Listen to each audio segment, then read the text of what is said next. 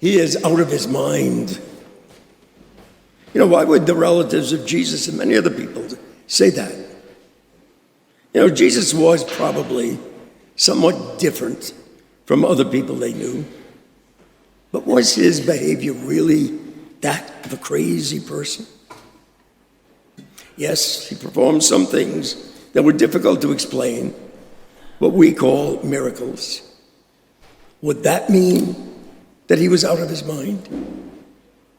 Yes, he told stories that had unexplained endings and at times left people confused. Did that mean that he was crazy?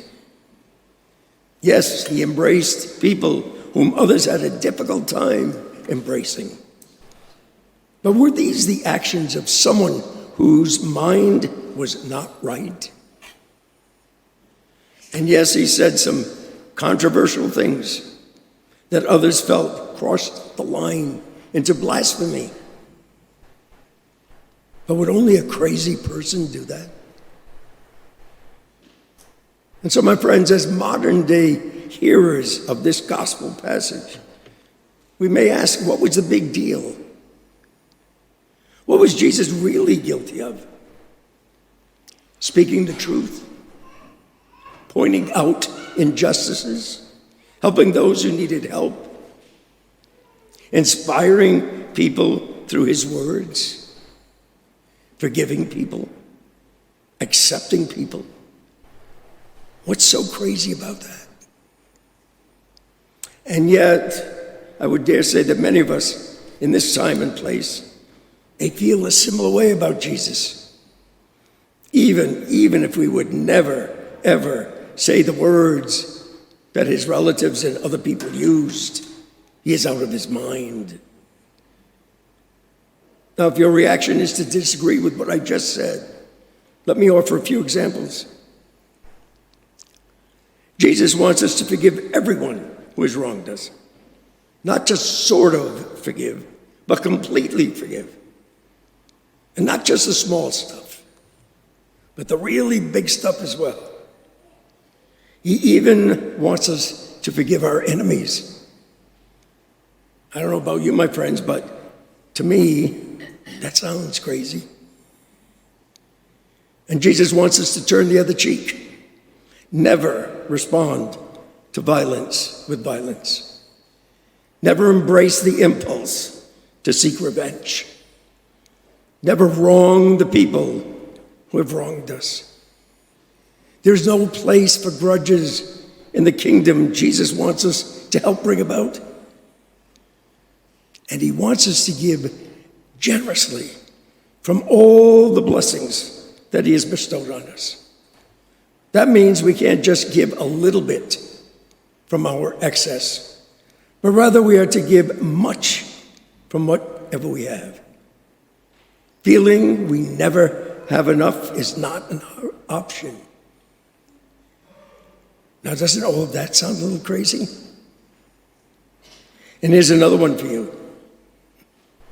Jesus wants us to be merciful and kind and compassionate, non-judgmental, and not just toward the people we like or the people who are similar to us. No, my friends. Jesus means everyone, and especially to those who are unlike us. The people who don't look like us, who don't pray like us, who don't vote like us, who don't think like us, who don't live like us, or whatever. Well, all of that sounds crazy too, doesn't it?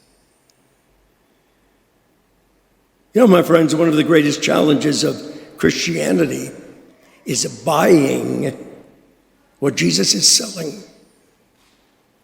It's so much easier to ignore much of what Jesus is saying in Scripture. It's much easier to think that Jesus could not really have meant all that he said. It's much easier to believe that Jesus is inviting us to live in a way that is just unreasonable, ridiculous, or even impossible. To put it another way, my friends, it's so much easier to simply think that Jesus is sort of, well, out of his mind, at least when it comes to the challenges of our everyday lives. Some of us might think, we live in the real world, and I'm not exactly sure what kind of world it is that Jesus lives in. My friends, each of us must ask ourselves some vitally important questions that might make us feel uncomfortable. Why should we consider ourselves to be followers of Jesus Christ if we do not intend to follow wherever it is that he's leading us?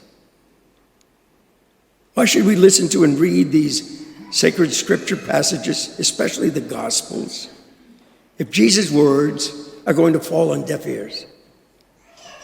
Why admire his kindness, his generosity, his mercy, his compassion, his unconditional love, if we have no desire whatsoever to pour out those same things on behalf of others? And why should we bear witness to Jesus unselfishly giving his life for you, for me, for all of God's children, if we know that we will refuse to do the very same thing? Do we think Jesus is crazy, my friends? Now, sometimes we need to come to Mass to show our heartfelt gratitude. Sometimes we need to come to experience the support of this faith community. Sometimes we need to hear familiar scripture stories. Sometimes we come here because we're looking for a break from the chaos and the hectic reality of our lives, looking for a quiet, calming space in which to relax. And quite often, we need to come to Mass to be nourished at this Eucharistic table. And yes, sometimes we need to come to Mass to be challenged in small ways and in big ways. Leaving here asking all the big questions that really matter in our day-to-day lives. What does it mean to be a disciple of Jesus Christ? What is he really calling me to? And maybe most importantly, how committed am I to fulfilling Jesus Christ's hopes and dreams for my life and not my own? May that last question be on our minds and in our hearts every day of our journey through this life.